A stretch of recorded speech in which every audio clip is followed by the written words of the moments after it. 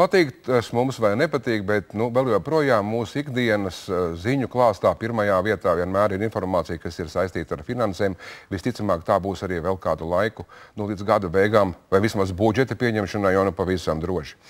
Ja mēs runājam par to, kādā stāvoklī esam, diemžēl tās ziņas galvenokārt ir tikai pesimistiskas. Nogriezt, samazināt vai palielināt gluži otrādi nodokļus, un tā tālāk un tā joprojām. Lai gan arī mūsu politiķi par to ir teikuši, ka tas brīvais kritiens esot beidzies. Mēs viņam nepārāk varbūt arī ticam, taču, ja mēs vērojam par to, ko par mums raksta nopietnā respektablā presē, šeit domāju ekonomisko žurnālu Ekonomisti, tad ir jāsaka, kā arī tur par mums šis tas ir rakstīts un pat varbūt mazliet cerīgi. Kā jūs redzat tagad tabulā, šeit Latvijas tā saucamais rūpnieciskās ražošanas kritums Latvija ir pelēkā krāsā, nemaz nav tik liels. Piemēram, Igaunijā un Lietuvā viņš varbūt pat šobrīd ir vēl lielāks. Par to, ka kaimiņiem varbūt iet sliktāk, arī mums nemaz nevajadzētu īpaši priecāties, bet šobrīd jau parādās, kā uzsver arī analītiķi, jau cerīgas tendences un varētu mēs arī runāt par rūpnieciskās ražošanas apjomu pieaugumu. Taču šajā pašā žurnālā bija rakstīts arī par to, kas šobrīd varētu kavēt. Ne tik vien daudz kā šīs krīzes vai šīs krīzes sekas vai šis brīvais kritiens, bet arī politiskā nestabilitāte atstāja savu iespaidu uz ekonomisko nestabilitāti vai stabilitāti. Un šajā žurnālā, kas ir jaunākajā žurnālā Ekonomisti, rakstīts ir, ka viņi vismaz uzsver, kā piemin premjerministra nespēja panākt vienošanos par izdevumu samazināšanos, jo tā kā no vienas puses viņi gribētu, no otras puses Tautas partija pret to iestājās, valdot īsts juceklis un hauss, un nespējot saprast, kurš tad arī nosaka šeit galveno toni šajā valstī. Un kāds analītiķis ir uzsvērs arī, ka Latvijas politiķis ārzemēs uztver līdz ar to kā nevarošus un kaitinošus, kas nespēja, kā sakot, ietekmēt ne brīvo kritienu, ne arī varbūt, kā citas varbūt zāles, varbūt rūktas, tās būtu priekš mums, ne arī latu devalvēt, nespēja īsti sakot neko, jo paši nezina, ko viņi skaidri grib. Un arī šis starptautiskais aizdevums tikai uz kādu laiku palīdzēs aizlāpīt caurums, tā raksta Ekonomisti, bet reformas būs jāveic tā vai tā. Protams, to mēs arī skaidri zinām, un kā viens no šīs neizdarības vai drīzāk jāsaka, ekonomikas pārāk straujās atzīšanas iemesliem ir strauji pieaugušais bezdarbs, par ko mēs gribam šodien runāt, jo īpaši, jo šodien tika publiskoti dati, ka gada laikā bezdarbs ir palielinājies par 61%. Tie ir šausminoši skaitļi, jau vairāk nekā 140 000 cilvēku meklē darbu. Tad spiediens uz sociālo budžetu līdz ar to ir liels. Pabalstu sistēma, protams, darbojās. Nav tā, ka kāds šobrīd, es pieņemu, ka ceru, ka nav tāds, kas ir reģistrējies, nesaņem kaut kādus ienākumus, bet arī tie 9 mēneši, kas ir noteikti kā bezdarbnieku, un ne visi arī bezdarbnieku pabalstu saņem, par to pēc brīža mēs runāsim sīkāk, ka tas viss beidzās, taču arī kaut kādā veidā cilvēkam ir jādzīvo. Kas notiek ar viņu pēc tam, kādas ir tās iespējas, par to mēs runāsim turpmākajās minūtēs sižetā. Un pēc tam šeit studijā Rāju Barču, tā kā atgādināšu vēl, rakstiet, uzdodiet savus jautājumus, jauna nedēļa, ltv.lv.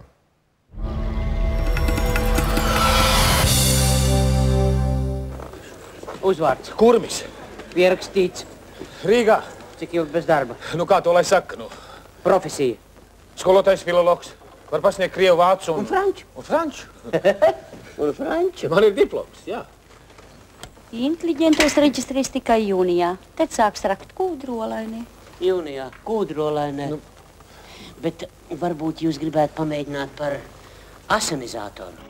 80 gadu laikā, kas ir pagājuši no filmā rādītajiem notikumiem, daudz kas ir mainījies. Pie darba biržas durvīm vairs nestāv dienām gara rinda, nav vairs arī tāda termina kā darba birža, bet bezdarbs gan pastāv un ir arī inteliģentie bezdarbnieki. Diemžēl šogad bezdarbs ir lielākais kopš Latvijas neatkarības atjaunošanas. Darbu tagad meklē vairāk nekā 140 000 cilvēku, kas ir gandrīz 13% no darba spējīgajiem valsts iedzīvotājiem. Mūsu prognozes liecina, ka varētu būt līdz gada beigām aptuveni nedaudz vairāk par 16%. Savukārt nākamais gads varētu būt ar nelielu samazinājumu. Dienā vidēji uz šo brīdi ir nepilni 800 cilvēki, kādi 780 cilvēki, teiksim, dienā atnāk reģistrēties. Gada sākumā tie bija 1000 cilvēki dienā. Nosacīti zemes bezdarba līmenis ir Rīgā, kur darbu meklē katrs 10. Bezdarba problēmas vismazākās valstī ir Tukuma un Ventspils rajonos, kur bez darba ir attiecīgi 8,2 un 8,5% cilvēku. Taču vislielākais bezdarbnieku skaits, diemžēl, tradicionāli ir Latvijas austrumos. Ja teiksim, nosacīt labākajos laikos Latgalē vidējais bezdarbs bija 10%, kas jau bija uz to brīdi jau likās, kad tiešām lietas iet kaut kādā veidā arī uz labo pusi. Tad tagad šis līmenis ļoti strauji kāp un dažos rajonos jau tuvojas 30%. Spīd zināmiem stereotipiem bezdarbs gandrīz vienādi skar gan vīrieši, gan sievietes. Un nav arī tā, ka šī problēma nomocītu cilvēkus bez izglītības. Visvairāk darba meklētāji ir tieši starp cilvēkiem, kuriem ir vismaz kaut kāda profesionālā izglītība. Tāda ir gandrīz 40%. Un šogad, diemžēl, vērojam vēl kādu īpašu tendenci. Pieaug bezdarbnieku skaits ar augstāko izglītību, tātad augstāk kvalificētie bezdarbnieki īpatsvars, ja agrāk bija zem 10%, 8, 7%, tagad jau 14–15%. Turklāt arī šis skaitlis turpina augt, bez tam jāņem vērā, ka tieši cilvēki ar augstāku izglītību arī sastāda jaunās emigrācijas kodolu. Un, lai pabeigtu bezdarbnieku vidējo portretu, jāsaka, ka patiesībā nepārāk atbilst uzskats, ka īpašā riska zona ir cilvēku pirmspensijas vecumā. Kā redzams tabulā, visvairāk darba meklētāji ir starp cilvēkiem pašos spēka gados, lai gan arī citas vecuma grupas neko daudz neatpaliek. Turklāt jāņem vērā fakts, ka nebūtu ne visi bez darba palikušie saņem valsts pabalstu noteiktos 9 mēnešus. Ja cilvēks ir strādājis nelegāli, respektīvi par viņu nav maksāts sociālais nodoklis, un Eirobarometra dati liecina, ka tādu var būt līdz pat 300 000 cilvēku, kas ir gandrīz trešā daļa darba spēka, tad lūk, šādi cilvēki pabalstu nesaņem. Uz šo brīdi mēs varam teikt, ka aptuveni 55% tikai no visiem šiem reģistrētiem 143 000 bezdarbnieku saņem bezdarbnieku pabalstu. Tik tā fakti un statistika, bet jautājums jau ir, ko šiem cilvēkiem darīt, kādas ir viņu cerības darbu dabūt. Diemžēl maz iepriecinoši, vismaz pārskatāmajā nākotnē. Mūsu valstī šobrīd jau visu gadu faktiski tikai tās rotējošās brīvās darba vietas, tās ir kaut kur ap 2000 tikai. Jā, bet tās nav jaunas darba vietas. Tātad kāds aiziet no darba, kāds cits jāpieņem vietā. Tās nav faktiski jauna darba vieta.